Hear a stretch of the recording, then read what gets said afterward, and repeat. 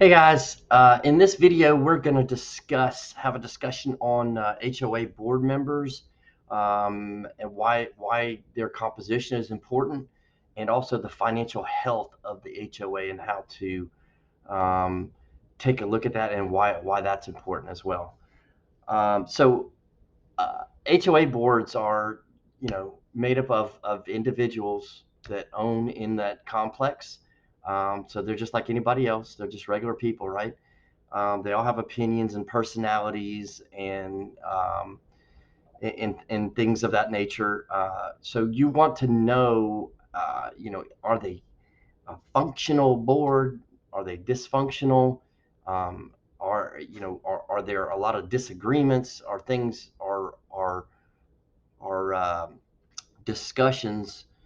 Are there a lot of discussions that where agreement is not reachable immediately, and they have to, keep having the same discussion over and over and tabling items that really need something resolved on, and they're not getting it done. A lot of these things you can look at the minutes of the meetings and stuff and kind of see, uh, you know, get a gut feeling, if you will, for how well the board may or may not work together. But we can also talk to current owners, or owners, the ones that were recent owners that are now not owners anymore.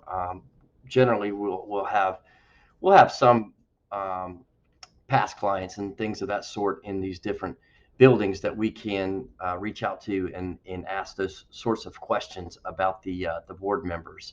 But what we really want to know, if there's stability on the board, and we want to know um, if they adequately take a look at, when they're doing bids.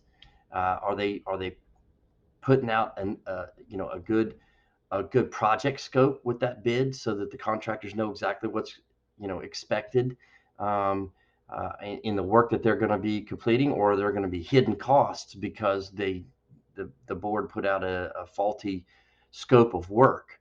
Um, those are the sorts of things that we want to know about as much as we can. Um, if we do see poor scope of work, or maybe no scope at all except for a couple of sentences, that's not good. You may want to steer clear of those kinds of boards. But you also want to take a look at the financial health of the HOA. What's in the reserve accounts? What do they have? Any Do they hold any 401ks?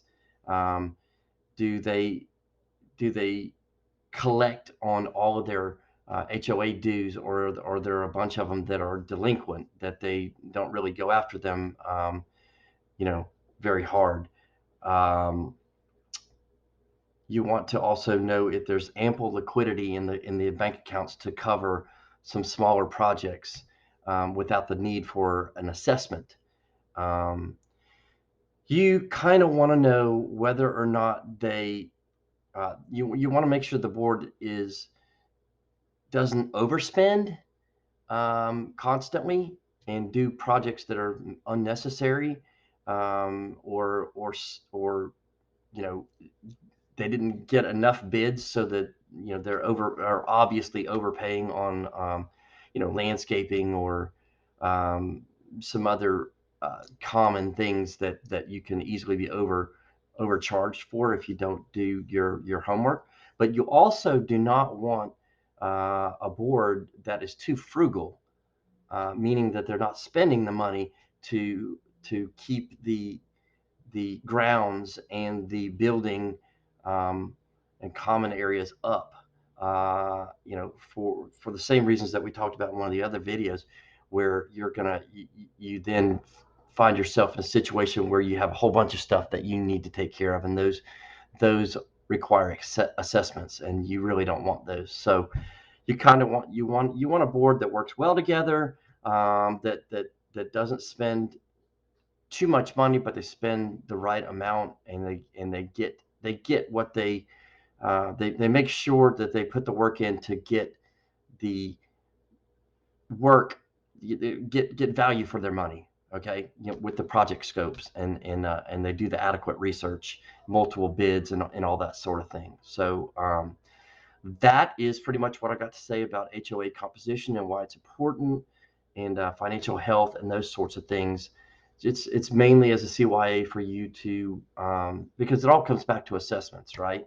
And also it comes back to the property values, both as a whole complex and as your unit and what it's worth in the grand scheme of things, in the marketplace, based upon the condition of the grounds and the building and common areas, etc. So if you guys have any questions about this, please reach out. Otherwise, I look forward to talking to you. Have a great day. Bye bye.